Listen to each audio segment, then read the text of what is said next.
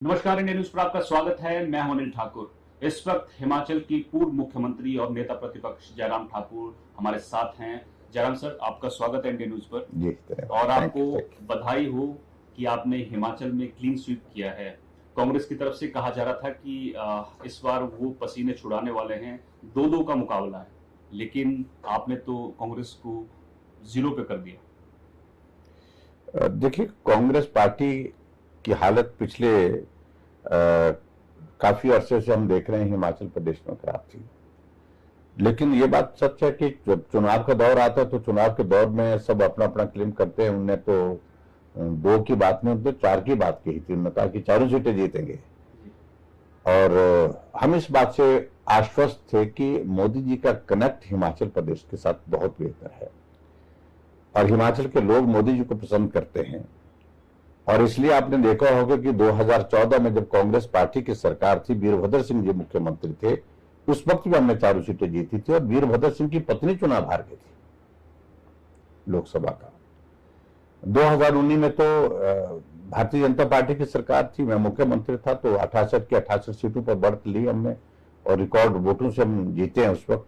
और पूरे देश भर में हमारा वोट शेयर उस वक्त पहले नंबर पर था। 69% वोट शेयर हमारा हिमाचल प्रदेश का था। और उसी को ध्यान में रखते हुए मोदी जी ने जिस प्रकार से काम किए हैं, तो 2024 में भी हम चारों सीटें जीतने की बात बिल्कुल इसी आधार पर कर रहे थे। और मुझे इस बात की खुशी है कि हिमाचल की जनता ने पूरा समर्थन दिया, सहयोग दिया और पूरा आशीर्वाद दिया और हम चारों सीटें जीते और बहुत बड़े बहुमत के साथ जीते हैं। तो इस बात के लिए मैं हिमाचल की जनता का बहुत धन्यवाद करता हूं जिनने हमको इतना समर्थन और सहयोग दिया। और मंडी सीट की तो खासकर जिम्मेदारी आपके पास थी, क्योंकि आप वहां से आते हैं और आप एक बड़ा चेहरा थे वहां। प्रधानमंत्री खुद वहां पहुंचे, कंगना रनौत को पहली बार मैदान में उतारा था और सामने थे विक्रमादित्य सिंह। कई तरह की बातें कही, निजी हमले भी हुए दोनों तरफ से और ये कहा जा रहा था कि मंडी सीट तो हम जीतने नहीं देंगे, लेकिन वहां पर भी आप पास हो गए। आपको क्या लगता है कि जो राज परिवार को बढ़त मिलती थी कुल्लू, किन्नौर और करसोग, शिमला से, वो क्या मिल नहीं पाई? क्या कारण है? देखिए, जहां तक मंडी लोकसभा क्षेत्र की अगर हम बात करें, कांग्रेस पार्टी ने, अगर मैं सही मायने में कहूं कि सबसे ज्यादा अगर मेहनत की, फोकस किया और गंभीरता से चुनाव लड़ा तो मंडी पार्लियामेंट में लड़ा। कैंडिडेट भी उनने विक्रमादित्य को किया, क्योंकि उनको मालूम था कि प्रतिभा सिंह होती तो उनके खिलाफ एंटी इनकमेंसी थी। और विक्रमादित्य कैंडिडेट ऐसा है कि यंग है, यूथ के बीच में एक पकड़ होगी। और उसके बाद जो उनका जो एक रियासत का जो हिस्सा है जिसका इम्पैक्ट रहता है, रामपुर में रहता है, किन्नौर में रहता है, ट्राइबल का इलाका रहता है, अन्नी में रहता है, तो इस इलाके में उनका एक इम्पैक्ट और ज्यादा होगा, उससे बहुत बड़ी बढ़त मिलेगी। लेकिन हमने इस सारी चीज के लिए पहले से हमने तैयारी कर ली, तो हमें मालूम था कि अल्टीमेटली शायद इस प्रकार की एक परिस्थिति आएगी। तो पार्टी का संगठन हमारा बहुत मजबूत है और मुझे इस बात की खुशी है कि हमारे मंडी पार्लियामेंट कॉन्स्टिट्यूंसी में 17 में से 12 विधायक भारतीय जनता पार्टी के। और अब तो खैर रवि ठाकुर जी कांग्रेस के विधायक थे, अब वो भी आगे थे, तो हालांकि वो उनकी वहां पर उपचुनाव भी था। तो उस सूरत में सभी विधायकों के साथ जब बैठक की हमने, तो उनको एक ही बात कही थी कि भाई, इस चुनाव को आप विधानसभा के चुनाव की तर्ज पर ही लड़ना है और बहुत प्रयास होगा और सरकार पूरी ताकत के साथ लड़ेगी और लड़े भी हो और कोई कसर नहीं छोड़ी। हमने देखा कि साधन की दृष्टि से हमसे वो कई गुना आगे थे और लेकिन फिर भी उसके बावजूद हम उस सीट को जीते, बहुत अच्छे मार्जिन से जीते हैं। और इसलिए मैं मंडी के लोगों का बहुत धन्यवाद करता हूं। और मुद्दों पर होना चाहिए, बात ठीक है, चुनाव मुद्दों पर होना चाहिए, लेकिन व्यक्तिगत छींटाकशी हुई जो दुर्भाग्यपूर्ण है। और उसमें शुरुआत कांग्रेस पार्टी की ओर से हुई, हमारी पार्टी की तरफ से नहीं हुई। और खासतौर जब कंगना जी को कैंडिडेट किया तो उसके बाद उन्होंने टिप्पणी कर दी, मंडी के भाव की बातें करने शुरू कर दी, कई तरह की, उनके पहनावे को लेकर के, उनके खाने को लेकर के, ऐसे मुद्दों पर बातें। और मुझे यही लगा कि ये चुनाव को किसी और डायरेक्शन में ले जाने की कोशिश की, लेकिन हमें फोकस किया प्रदेश सरकार की नाकामियां 15-16 महीने की और उसके साथ नरेंद्र मोदी जी का सफल कार्यकाल 10 वर्ष का, उनकी योजनाएं, उनके हिमाचल के लिए जो कंट्रीब्यूशन रहा है उन सारी चीजों पर हमने फोकस किया, उसका परिणाम सार्थक रहा। बीजेपी ये भी कह रही है कि विक्रमादित्य को बलि का बकरा बनाया गया। देखिए, इस बात को लेकर के तो टिकट का फैसला तो कांग्रेस पार्टी ने करना था, लेकिन ऐसा उनने एक बार नहीं अनेकों बार पब्लिक प्रोग्राम में कहा, मीडिया में भी कहा कि मैं चुनाव नहीं लड़ना चाहता था। अगर आपकी माताजी चुनाव नहीं लड़ना चाहती थी, आप भी चुनाव लड़ना नहीं चाहते थे, तो आखिरकार फिर चुनाव लड़ा क्यों? तो उनका कहना यही है कि मुझे कहा, पार्टी ने कहा कि पार्टी आपको लड़ना है, आपको लड़ना, और इस कारण से चुनाव तो लड़ा और चुनाव लड़ करके उन्होंने पूरी चुनौती दी, उन्होंने इसमें दोहराया नहीं। लेकिन फिर भी उसके बावजूद ये मुझे बड़ा विचित्र लगा कि भाई चुनाव लड़ने के लिए पार्टी ने विवश किया, ऐसा उनका कहना था, और चुनाव लड़ना नहीं चाहते थे। लेकिन जो भी स्थिति रही, लेकिन अल्टीमेटली भारतीय जनता पार्टी जीती उसमें, जिसमें उनका कहना यह था कि हम जीते हुए हैं, जीते जिताए हैं, मैं सांसद बन गया हूं, और कांग्रेस के मुख्यमंत्री और मुख्यमंत्री के साथ उप मुख्यमंत्री जब कैंपेन के लिए आते थे वो इस तरह की भाषा कि हमारी ट्रेन चल पड़ी है, हमारी गाड़ी चल पड़ी है, चढ़ लो उस पर, चाहे सीट मिले चाहे ना मिले, खड़े खड़े चल पड़ो, लटक जाओ, ऐसा ऐसा करके बातें कहते थे। विक्रमादित्य सिंह जब हारे तो उसके बाद मीडिया से बातचीत करते हुए उन्होंने कहा कि कारण पूछा कि आपके हार के कारण क्या है, तो उन्होंने कहा कि देखिए मेरी हार का कारण ये भी हो सकता है कि यहाँ नरेंद्र मोदी आए, योगी आदित्यनाथ आए, नितिन गडकरी आए, लेकिन हमारी तरफ से कोई लीडरशिप जो है मंडी में उस तरह से प्रचार नहीं कर पाई, नाराज दिखे। नहीं तो क्यों, उनके लीडरशिप किसको मानते वो मुझे मालूम नहीं है, लीडरशिप किसको मानते हैं? प्रियंका गांधी सुंदरनगर में आई, प्रियंका गांधी का सुंदरनगर में कार्यक्रम हुआ, प्रियंका गांधी का कुल्लू में कार्यक्रम हुआ, वो अंतिम दिन रखे थे, लेकिन उनको शायद उम्मीद थी कि पिछले नहीं तो अंतिम दिनों में कार्यक्रम अंतिम दिनों में हो, तो मोदी जी भी तो अंतिम दिनों में ही आए, योगी जी भी अंतिम दिनों में ही आए, योगी जी उनके कार्यक्रम के भी बाद आए। प्रियंका का कार्यक्रम जिस दिन कुल्लू में था उसके दूसरे दिन आए। वो राहुल गांधी से उम्मीद कर रहे हो कि वो, देखिए राहुल गांधी तो एक जगह आए थे, हिमाचल प्रदेश में नाहन में आए थे, और नाहन के बाद वो चले गए थे, उसके बाद ऊना चले गए थे कार्यक्रम के लिए शायद।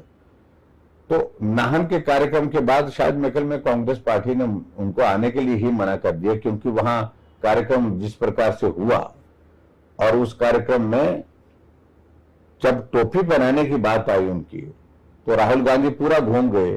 टोपी आमतौर पर सामने से पहनाई जाती है, हिमाचल प्रदेश में जब भी आता कोई आदमी आता तो हम टोपी से स्वागत करते हैं, हिमाचली टोपी है हमारा परिधान है। और मुझे हैरानी हुई इस बात को लेकर के कि टोपी पहनते बार उनने पीठ कर दी, और पीछे से जो मंत्री जो है हर्षवर्धन जी वो टोपी पहना रहे थे, उन्होंने भी देखा नहीं कि भी इस वक्त नहीं पहनानी चाहिए, और उन्होंने उल्टी तरफ से पीछे की तरफ से टोपी बना दी। तो बहुत विचित्र लगा, तो वो तमाशा बना और बहुत ट्रोल हुआ, वो नेशनल लेवल पर बहुत ज्यादा खबर बनी वो। और ऐसे में राहुल गांधी से क्या उम्मीद करते थे, तो हास्य का विषय बना वो। खैर मुझे उस पर ज्यादा एक और सवाल की, चंडीगढ़ एयरपोर्ट पर कंगना के साथ एक हरकत हुई, एक वर्दी में महिला ने उन पर अटैक किया या आरोप है बदसलूकी की, इसको किस नजर से देखते हैं? देखिए इसमें नजरिया बड़ा साफ है, जो हुआ है बहुत दुर्भाग्यपूर्ण हुआ, गलत हुआ है। और एयरपोर्ट पे सुरक्षा कर्मी बहुत सेंसिटिव पोस्टिंग होती है वहां पर, और ऐसे में वहां एक सुरक्षा में एक कांस्टेबल जो है, लेडी कांस्टेबल वहां पर जो पोस्टेड थी सीआईएसएफ की, तो उसमें उनकी ओर से कंगना के ऊपर अटैक करना, और ये बहुत दुर्भाग्यपूर्ण है। मेंबर पार्लियामेंट हो करके, और उसके साथ साथ में उनका कोई इशू था तो उसको और तरीके से वो रख सकती थी, लेकिन वो तरीका बिल्कुल भी ठीक नहीं था, और बिल्कुल अपमानित किया गया, और चुने हुए प्रतिनिधि के साथ इस तरह का व्यवहार वो उचित नहीं है। और वर्दी में डिसिप्लिन फोर्स में काम करते हुए इस तरह से करना वो मैं समझता किसी तरह से उचित नहीं है। और सर एक चीज और पूछनी है मुझे कि शिमला में आप प्रेस कॉन्फ्रेंस करते हैं कि हिमाचल सरकार का जो संकट है अभी खत्म नहीं हुआ है, और आपने सियासत जो है, पारा जो है हिमाचल में फिर हाई हो गया है, क्या लगता है आपको कि अभी भी सुक्खू सरकार जो सुरक्षित नहीं है? नहीं, सुरक्षित नहीं है, और हम तो पहले दिन से ही बोलते हैं कि, और उसके लिए हम दोषी नहीं। जिस तरह से वो कहते हैं कि भाई इन्होंने किया, वो किया, ये किया, कुछ नहीं किया हमने। हकीकत यह है उनसे विधायक नाराज हुए, जी। उनके जिले में 5 विधानसभा हैं, 5 में से 3 विधायक बगावत करके निकल गए। 9 विधायक जो उनको समर्थन दे रहे थे 14 महीने में उनको छोड़ करके चले गए, जिनमें 6 कांग्रेस के 3 निर्दलीय थे। और ऐसे में हमको किस बात के लिए दोष रहे? आपका मंत्रिमंडल से त्यागपत्र दे करके बैठे हैं विक्रमादित्य सिंह। आपकी पार्टी के अध्यक्ष और सांसद थी जो प्रतिभा सिंह, वो प्रेस कॉन्फ्रेंस करके कह रहे कि भी काम नहीं हुए, विधायकों के किस मुंह से वोट मांगने के लिए जाएंगे, कार्यकर्ताओं के काम नहीं हुए, एमएलए के काम नहीं हुए, हमारे काम नहीं हुए, हमारी सुनी नहीं जाती है, मानी नहीं जाती है। तो आखिरकार इस बात के लिए हमको क्यों दोष दे रहे हैं? और दूसरी बात में जो संकट की अगर मैं बात करूं, देखो सीधा सा एक ये बात है कि हिमाचल प्रदेश में राज्यसभा की एक सीट का चुनाव होता है और उस सीट पर जो है वो कांग्रेस बड़े बहुमत के होने के बावजूद भी हार जाती है और भारतीय जनता पार्टी जीत जाती है। कहां हम 25 थे, कहां वो 43 थे। तो इसका मतलब क्या है कि सरकार सही मायने में बहुमत खो गई और पहले बहुमत खो चुकी थी, अब तो जनाधार खो चुकी है। 68 में से 61 विधानसभा क्षेत्र में भारतीय जनता पार्टी को बढ़त मिली है।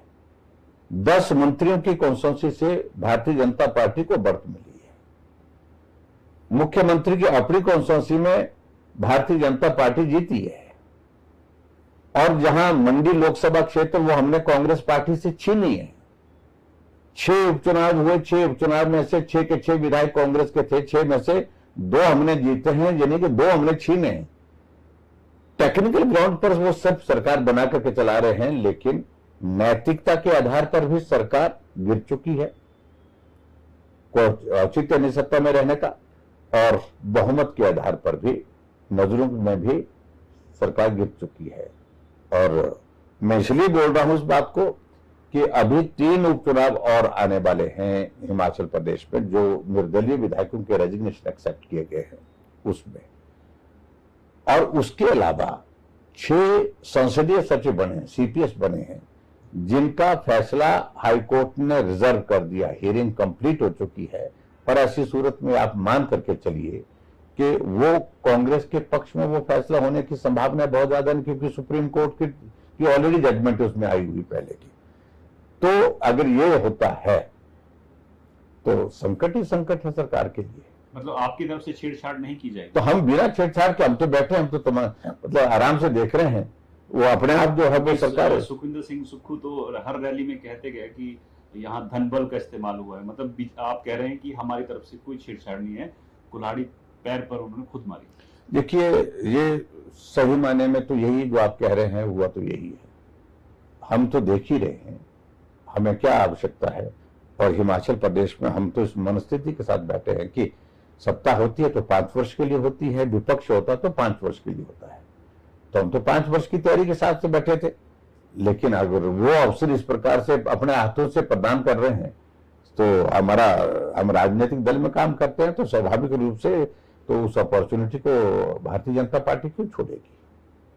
और सर एक और चीज है कि आप पे आरोप लगा रहे थे, मैंने इंटरव्यू किया था चुनाव के दौरान सुखविंदर सिंह सुक्खू का, उन्होंने कहा था कि 1500 रुपए महिलाओं को देने थे, लेकिन जयराम ठाकुर जो है तुरंत जाते हैं और रोक लगवा देते हैं चुनाव आयोग में शिकायत करते। देखिए, विधानसभा के चुनाव से पहले फार्म भरे 1500 रुपए दे दिए जाएंगे।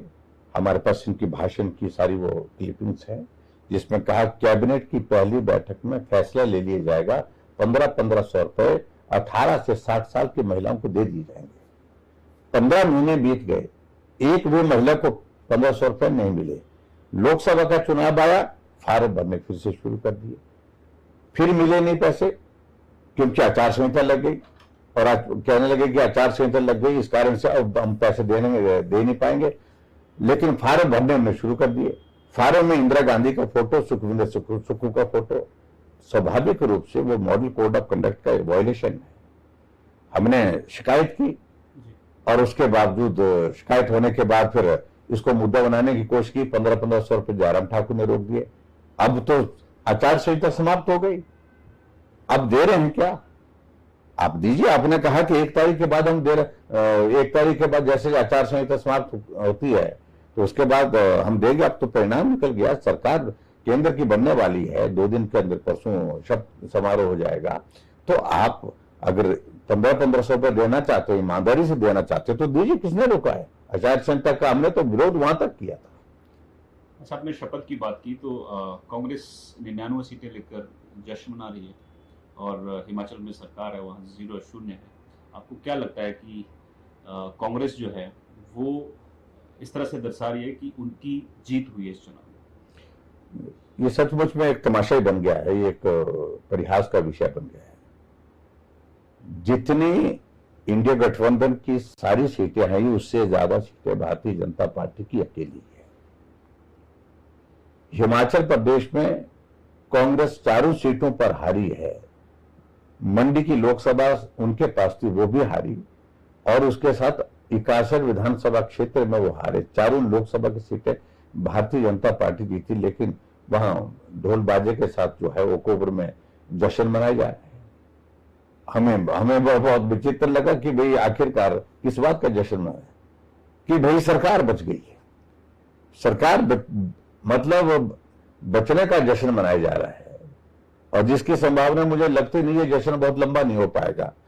लेकिन पूरे देश भर में कांग्रेस हारी है, इंडिया गठबंधन, और उसके बाद हिमाचल प्रदेश में कांग्रेस पार्टी हारी है। उसके बावजूद भी जश्न मना रहे, ये बहुत विचित्र स्थिति और अपनी मानसिकता है उनकी, मुझे उस पर कुछ कहना नहीं, लेकिन लोग जग हंसाई का विषय बनाए हुए हैं इसको।